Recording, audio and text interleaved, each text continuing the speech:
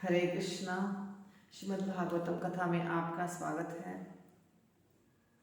पहला स्कंध अध्याय 11, जिसमें भगवान का द्वारका में प्रवेश इसका वर्णन है। और हम अभी 25वें नंबर श्लोक से करेंगे। ओम नमो भगवते वासुदेवाय। ओम नमो भगवते वासुदेवाय। ओम नमो भगवते वासुदेवाय। नारायणं नमस्कृत्य नरं चैव नरोत्तमं देवीं सरस्वतीं व्यासं ततो जयमुदीरये। नष्टप्रायेषु भद्रेषु नित्यं भागवत सेवया भगवतीरुत्तमश्लोके भक्तिर्भवति नैष्ठिकी। कृष्णाय वासुदेवाय देवकीनन्दनाय च नन्दगोपकुमाराय गोविन्दाय नमो नमः। श्रीमद् भागवतम का ट्रांसलेशन और पढ़पोट श्रील प्रभुपाद ने किया है, तो श्रील प्रभुपाद की जय। ओम अज्ञानतिमिरान्धस्य ज्ञानाञ्जनशलाकया चक्षुरुन्मिलितं तस्मै श्री गुरुवे नमः। श्री चैतन्य मनोभीष्टं स्थापितं येन भूतले स्वयं रूपः कदा मह्यं ददाति स्वपदान्तिकं। वन्देऽहं श्रीगुरो श्रीयुतपदकमलं श्रीगुरून् वैष्णवांश्च। श्रीरूपं साग्रजातं सागररघुनाथान्वितं तं साद्वैतं सावधूतं परिजनसहितं कृष्णचैतन्यदेवं श्रीराधा कृष्णपादान् सह ललिता श्रीविशाखान्विताश्च। जय श्री कृष्ण चैतन्य प्रभु नित्यानंद श्री अद्वैत गदाधर शिवासादि गौर भक्तवृंद। हरे कृष्ण कृष्ण कृष्ण हरे हरे, हरे राम राम राम हरे हरे। तो भगवान को द्वारकावासी रोज देखते थे।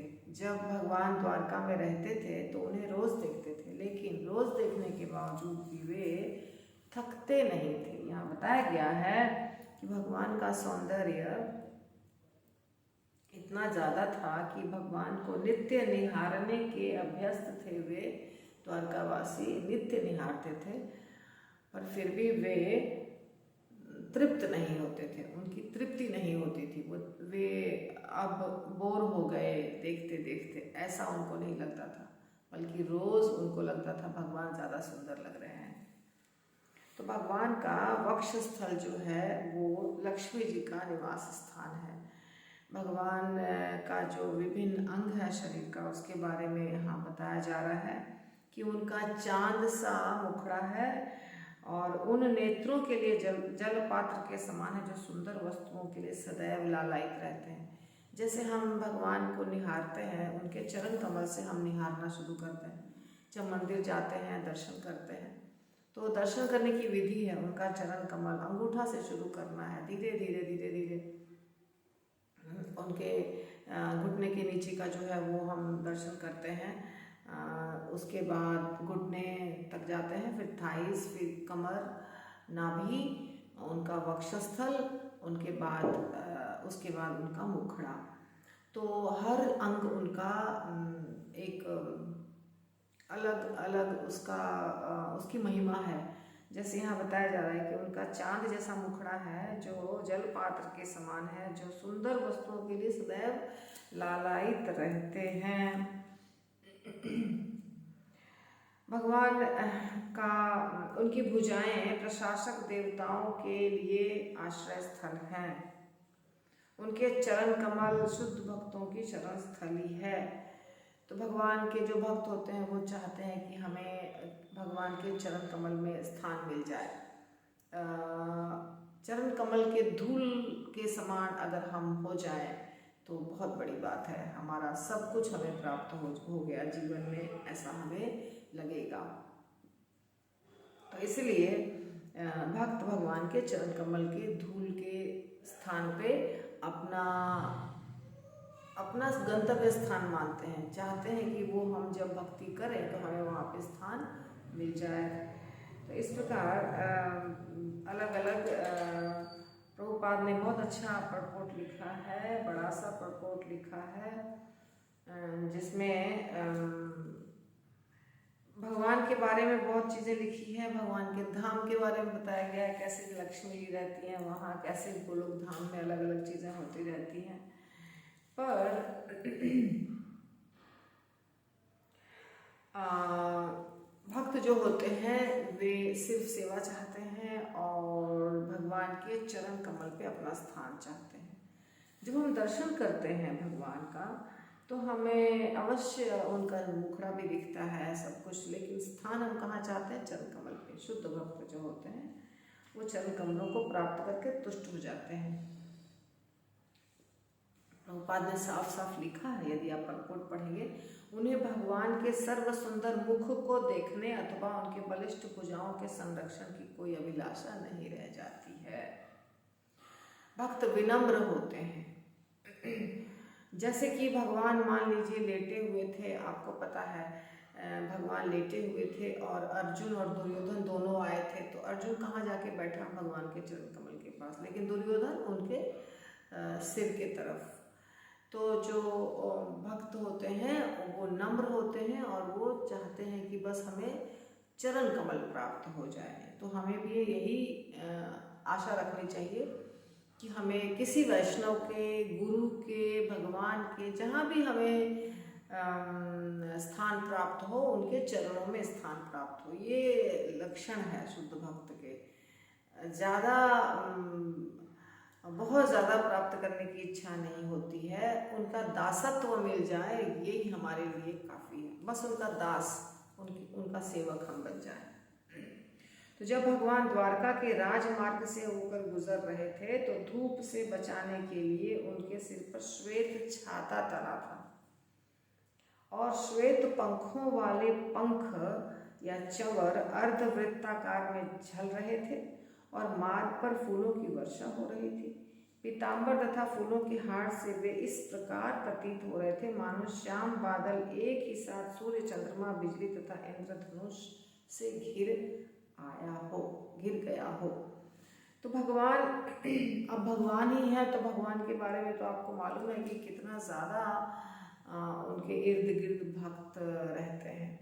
भगवान का एक जो बहुत स्पेसिफिक गुण है वो है भक्त वत्सल। भगवान भक्त वत्सल है और भगवान के पास भक्त बहुत ज़्यादा है कृष्ण के पास। तो अलग अलग सेवा कर रहे हैं, उनको धूप नहीं लगे इसीलिए सिर के ऊपर छतरी है सफ़ेद, उनको चंवर, मोरपंख इत्यादि से हवा किया जा रहा है, फूलों की बारिश हो रही है और पीताम्बर पहने हुए हैं भगवान, फूलों के हार पहने हुए हैं। इस तरह से बहुत कलरफुल उनका जो दृश्य है वो बहुत कलरफुल है, इसलिए कह रहे हैं यहाँ पे एक अलंकार का उपयोग किया गया है कि जैसे एक साथ सूर्य, चंद्रमा, बिजली तथा इंद्रधनुष से घिर गया हो। इंद्रधनुष में बहुत सारे कलर होते हैं, 7 कलर्स होते हैं, इसीलिए तो बहुत कलरफुल भगवान लग रहे हैं, सुंदर लग रहे हैं। ये सीन है, भगवान का दर्शन हो रहा है यहाँ पे। और अपने पिता के घर में प्रवेश करने पर उन्हें उनकी माताओं ने गले लगाया, भगवान को गले लगाया माताओं ने, और भगवान ने उनके चरणों पर अपना सिर रखकर उन्हें नमस्कार किया। माताओं में कौन कौन थी? देवकी माता थी जो मेन थी, और भी माताएं होंगी लेकिन देवकी माता मेन थी जिन्होंने जन्म दिया है भगवान को। और भगवान उन्हें प्रणाम करते हैं, उनके चरणों पर, देवकी माता के चरणों पर अपना सिर रखते हैं और माता उन्हें गले लगाती हैं। फिर माताओं ने अपने पुत्र का आलिंगन करने के बाद उसे अपनी अपनी गोद में बिठाया। शुद्ध स्नेह के कारण उनके वक्षस्थलों से दूध निकल आया, वे हर्ष से विभोर हो गई और उनके नेत्रों के अश्रुओं से भगवान भीग गए। तो यहाँ भगवान भी थे पर भगवान के बहुत सारे मित्र भी थे, भाई भी थे, कजिन भी थे, सब थे, सबकी माताएं थी और सब मिले अपने अपने माताओं से। भगवान भी मिले और भगवान की भी एक से ज़्यादा माताएं थी, क्योंकि जो वसुदेव जी की पत्नियां हैं, एक ही पत्नी वसुदेव जी को नहीं थी, एक से ज़्यादा पत्नियां थी, तो वो सभी मिली। और भगवान से प्रेम होने के कारण, शुद्ध प्रेम होने के कारण, जो वात्सल्य रस है उसके कारण दूध निकल आया उनके वक्षस्थल से और वे बहुत खुश थी, तो नेत्रों से भी आंसू निकल रहे थे। तत्पश्चात भगवान अपने महलों में प्रविष्ट हुए जो सभी तरह से पूर्ण थे। उनमें उनकी पत्नियां रहती थीं और वे 16,000 से अधिक थे। तो महलों में क्यों प्रवेश किए? क्योंकि भगवान एक नहीं है, भगवान अपने आप को विस्तारित कर लिए। एक भगवान रहते तो एक महल में प्रवेश करते, लेकिन महलों में प्रवेश किए। 16,000 से ज़्यादा पत्नियां थीं, तो भगवान भी 16,000 से ज़्यादा रूपों में अपने आप को विस्तारित कर लिए और हर महल में एक कृष्ण प्रवेश किए। दीर्घ काल तक बाहर रहने के बाद अपने पति को घर आया देखकर श्री कृष्ण की रानियां मन ही मन अत्यंत हर्षित हुईं। वे अपने अपने आसनों और ध्यानों से तुरंत उठकर खड़ी हो गईं। सामाजिक प्रथा के अनुकूल उन्होंने लज्जा से अपने मुख ढक लिए और नीची दृष्टि किए देखने लग गईं। तो भगवान बहुत दिनों के बाद आए हैं और सारी पत्नियां, उनकी रानियां जो थी वो बहुत खुश होती हैं और शर्म भी आ रही है उन्हें। ये शर्म जो है इसे स्त्री का श्रृंगार कहा जाता है, जो होना चाहिए स्त्रियों में, ये होना चाहिए। और पहले के ज़माने में ये दिखता था, आजकल तो ज़्यादा दिखता नहीं है। शर्म, लज्जा जिसको बोलते हैं वो, तो उन्होंने लज्जा से अपना मुख ढक लिया और बहुत खुश हुई पति को देख करके। जो भी कर रही थी सेवा, आसन पे बैठी थी, कोई ध्यान कर रही थी, जो कर रही थी वो सारा छोड़ करके भगवान के पास वो चली आती है। फिर भी भगवान को सीधे देखती नहीं है और नीचे सिर करके खड़ी है। रानियों की दुर्लंघ्य उत्कंठा इतनी तीव्र थी कि लजाई होने के कारण उन्होंने सर्वप्रथम अपने अंतरतम से भगवान का आलिंगन किया और फिर उन्होंने दृष्टि से आलिंगन किया और तब अपने पुत्रों को उनका आलिंगन करने के लिए भेजा। ये है वैदिक संस्कृति। वैदिक संस्कृति में ऐसे होता है जैसा यहाँ बताया गया है। पहले क्या किया माताओं ने, रानियों ने, उन्हें बहुत शर्म आ रही थी, इसीलिए मन में उन्होंने मन में सोचा कि हम भगवान का आलिंगन कर रहे हैं और मन में आलिंगन किया भगवान का। फिर उन्होंने आँखों से आलिंगन किया। पहले आंखें बंद करके आलिंगन किया मन में, फिर आँखों से आलिंगन किया, यानी आँखों से देख रही हैं और सोच रही हैं कि मैं भगवान को गले लगा रही हूँ। उसके बाद भी वो खुद नहीं गई, उसके बाद अपने पुत्रों को भेजा कि तुम लोग जाओ अपने पिता के पास आलिंगन करने के लिए। फिर पुत्रों ने आलिंगन किया भगवान का। तो पुत्र जब करते हैं आलिंगन तो माता को लगता है कि मैं खुद ही कर रही हूँ, क्योंकि पुत्र और माता में कोई फर्क नहीं है, तो ऐसा लगता है। तो लेकिन हे भृगुश्रेष्ठ, यद्यपि वे भावनाओं को रोकने का प्रयास कर रहे थे, किंतु अनजाने उनके नेत्रों से अश्रु छलक आए। तो इस तरह से वो कोशिश कर रहे थे कि अभी सब लोग हैं सामने, तो सबके सामने हम नहीं जाएं पति के पास। ये हमारे यहाँ की प्रथा है, भारतीय या सनातन धर्म जो है, वैदिक संस्कृति जो है, उसकी ये प्रथा है कि पति और पत्नी होने के बावजूद भी सबके सामने मिलना जुलना ये सब उचित नहीं माना जाता है। तो इसीलिए जितनी रानियां थी वो चाह रहे थे कि हम रोकें अपने भावनाओं को, अभी मिले नहीं, फिर भी आंखों से आंसू टपक आए। और जैसा हमने आपको बताया अभी, जो वर्णन श्रीमद् भागवतम में है कि कैसे वो पहले मन से भगवान को आलिंगन की, फिर दृष्टि से आलिंगन की, फिर पुत्र को भेजा उन्होंने आलिंगन करने, लेकिन खुद नहीं गई भगवान के पास। तो ये भगवान हैं, पर पहले के ज़माने में साधारण स्त्री पुरुष का भी यही रिवाज हुआ करता था। तो यद्यपि भगवान श्री कृष्ण निरंतर उनके पास थे और बिल्कुल अकेले भी थे, तो भी उनके चरण उन्हें नवीनतर लग रहे थे। यद्यपि लक्ष्मी जी स्वभाव से चंचल हैं, लेकिन वे भी भगवान के चरणों को नहीं छोड़ती थी। तो भला जो स्त्री एक बार उन चरणों की शरण में जा चुकी हो, वह उनसे किस प्रकार विलग की जा सकती है। तो भगवान कृष्ण निरंतर उनके पास थे, ऐसा यहाँ बता रहे हैं कि बाहरी दृष्टिकोण से भगवान नहीं थे, हस्तिनापुर गए हुए थे, पर अंदर से भगवान लगातार उनके साथ थे, क्योंकि लक्ष्मी जी नारायण अलग नहीं होते हैं, सीताराम अलग नहीं होते हैं, राधा कृष्ण अलग नहीं होते हैं। बाहर की दुनिया के लिए वो लीला करते हैं और लीला के दौरान दिखता है लोगों को कि वो अलग हो रहे हैं, इसीलिए वास्तव में वो अलग नहीं थे। फिर भी उनके चरण उन्हें नए लग रहे थे कि अभी बहुत दिनों के बाद देखा है तो तरस गए थे देखने को, जैसे वैसा लग रहा था। और भगवान के चरण कमल का वर्णन है यहाँ पे कि यदि जो लक्ष्मी जी चंचल है, लक्ष्मी जी को चंचल कहा जाता है, तो लक्ष्मी जी भी भगवान के चरण कमल को नहीं छोड़ती हैं, उनसे दूर नहीं होना चाहती हैं। तो जो साधारण स्त्रियां हैं या साधारण भक्त हैं, उनको यदि भगवान का चरण कमल मिल गया तो वो कैसे छोड़ सकता है भगवान के चरण कमल को। तो भगवान के चरण कमल से भक्त को हटाया नहीं जा सकता, बहुत मुश्किल कार्य है, ये होना संभव नहीं है। एक बार मिल गया तो बस गौरांगेर तुटी पद जादन संपद से जाने भक्ति रस सार। चैतन्य महाप्रभु के जो दो चरण कमल जो हैं, जिनके पास हैं, उनको ही भक्ति के बारे में पता होता है कि क्या है भक्ति। तो ये बहुत सुंदर भजन है।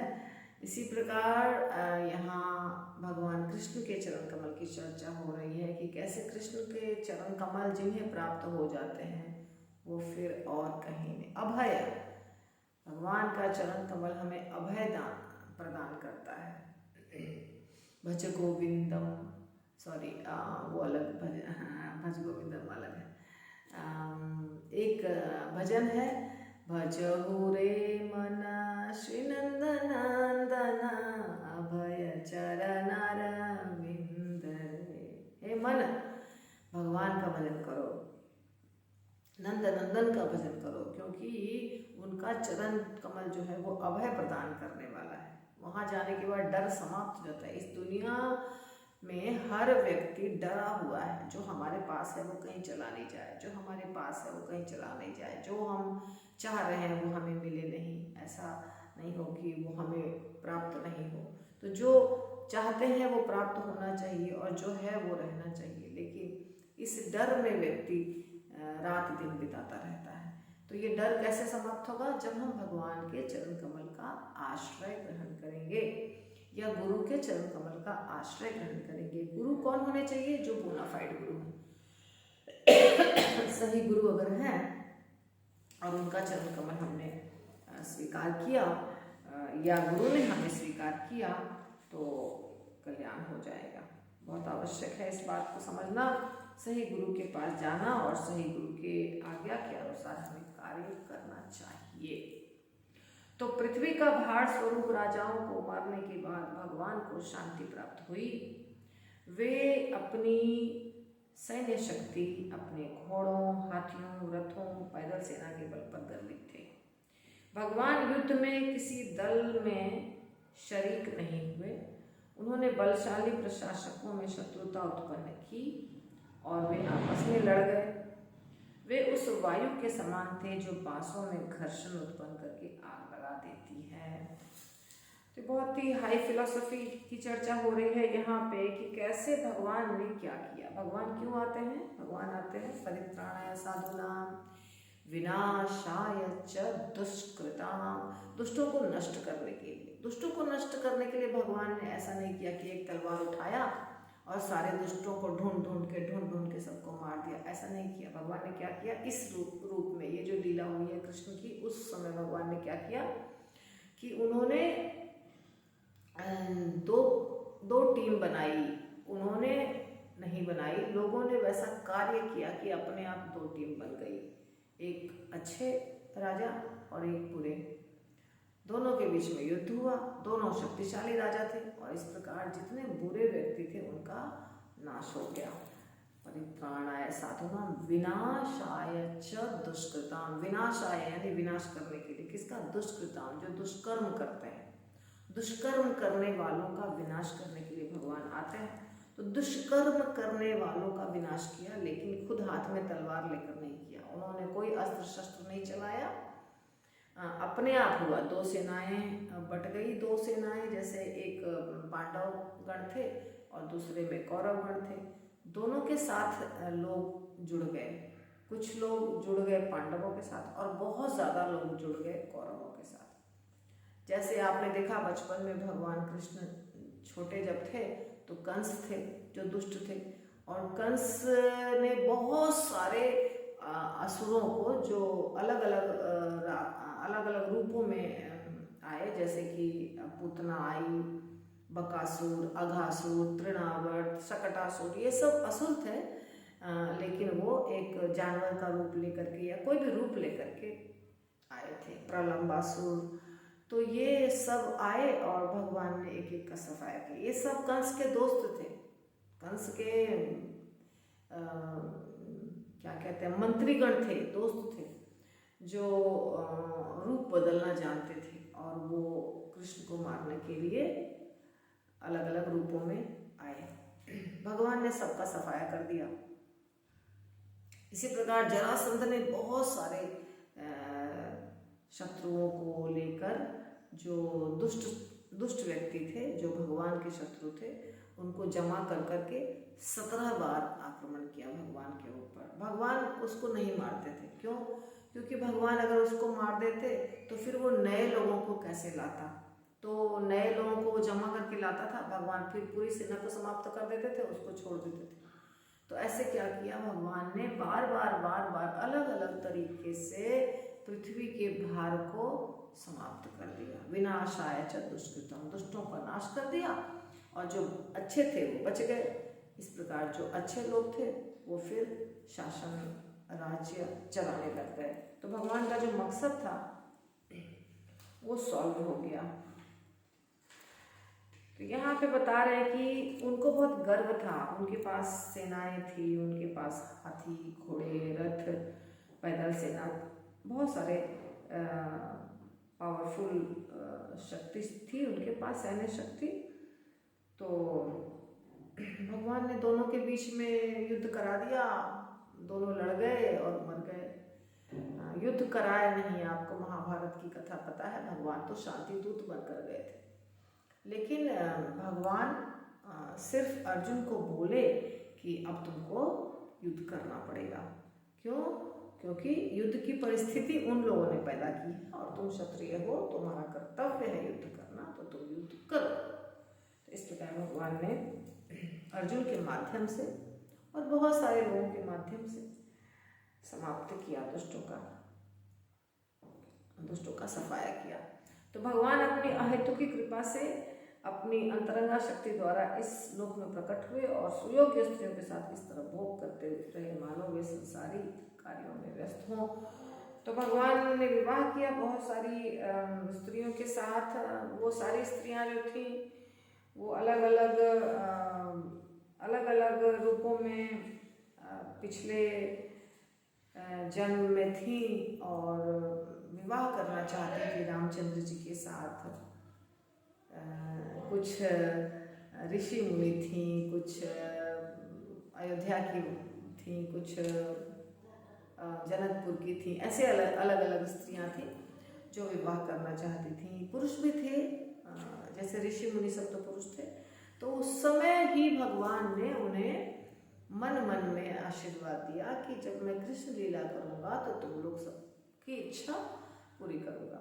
और फिर वो सारी स्त्रियां या सारे जीवात्मा इस जन्म में भगवान की पत्नियां बन गई और भगवान ने उनका सबके साथ गृहस्थ आश्रम जैसे नॉर्मल व्यक्ति बिताता है वैसे भगवान ने बिताया। और सबको लग रहा था कि एकदम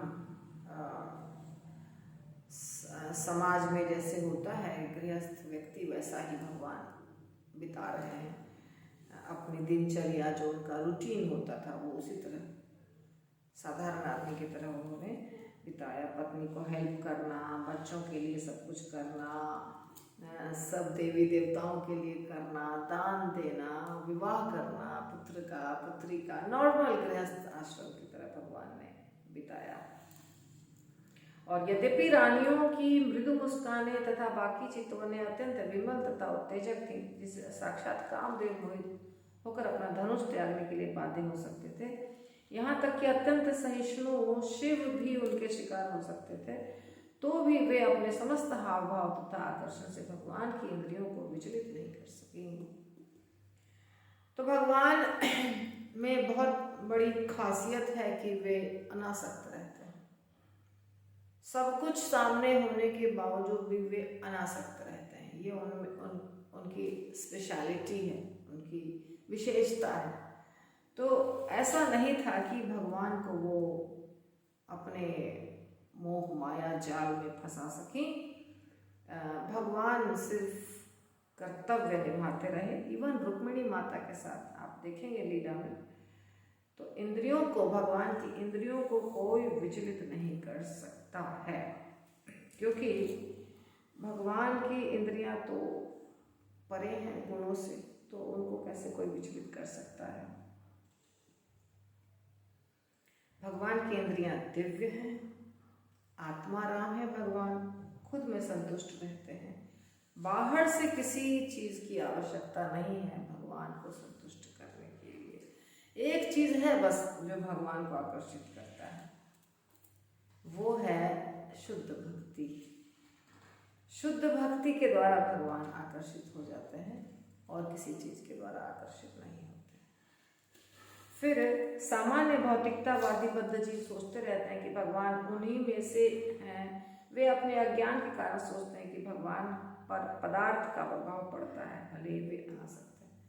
हाँ, जिन्हें भगवान के दिव्य लक्षणों का ज्ञान नहीं है, जो भगवान को साधारण मनुष्य समझते हैं, वे समझते हैं कि जैसे साधारण मनुष्य किसी स्त्री के द्वारा आकर्षित होता है, नाचता गाता है, खेलता कूदता है, उसके माया में फंस करके अपना पूरा जीवन बर्बाद करता है, वैसे ही कृष्ण भी हैं।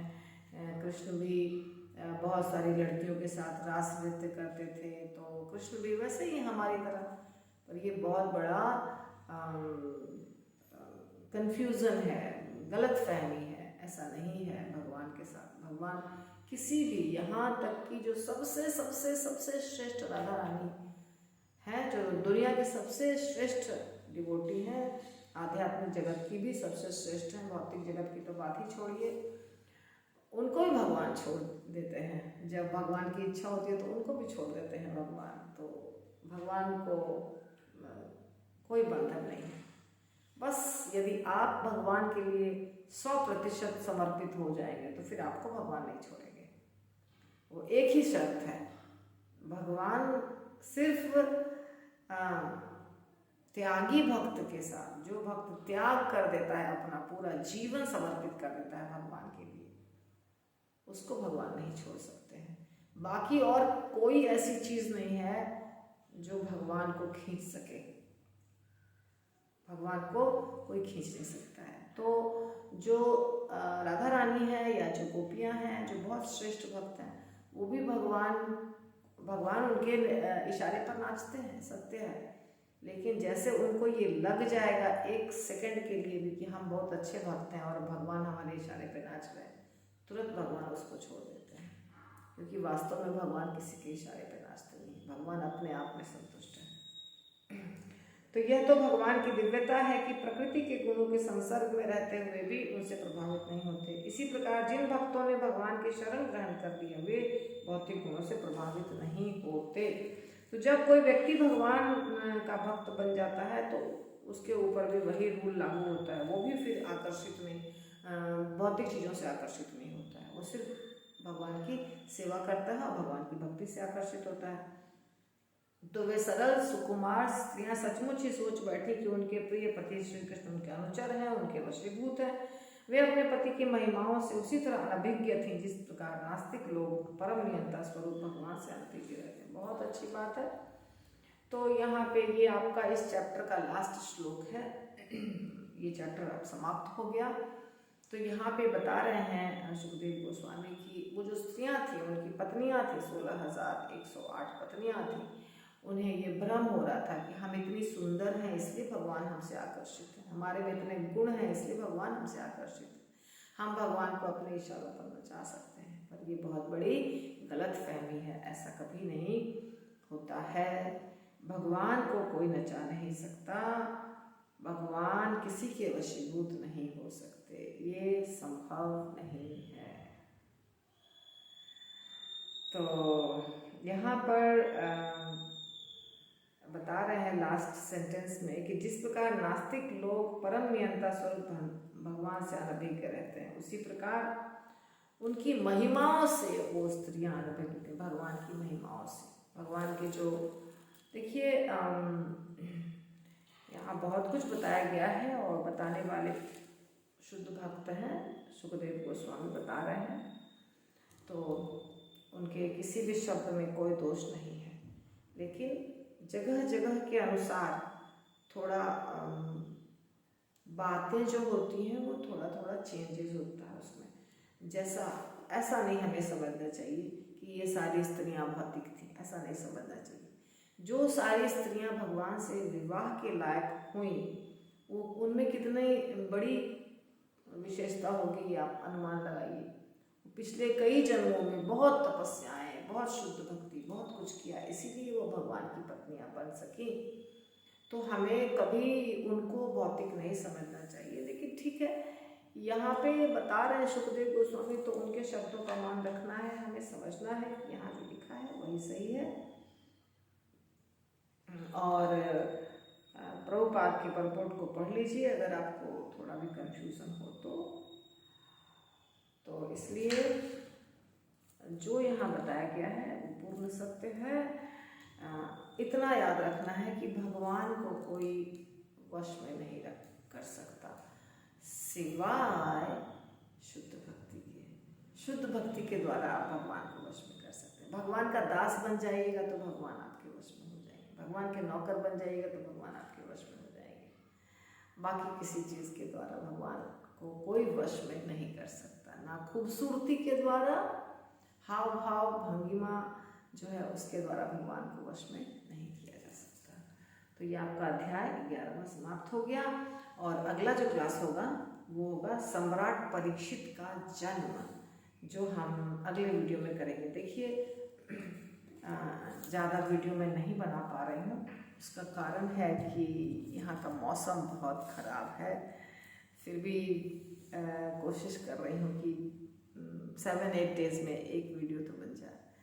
यदि आपको मेरा वीडियो अच्छा लगता है तो कृपा करके आप इस चैनल को सब्सक्राइब कर दीजिए, शेयर कर दीजिए, लाइक कर दीजिए, अपने दोस्तों में, रिश्तेदारों में शेयर करिए ताकि सबको फ़ायदा हो सके।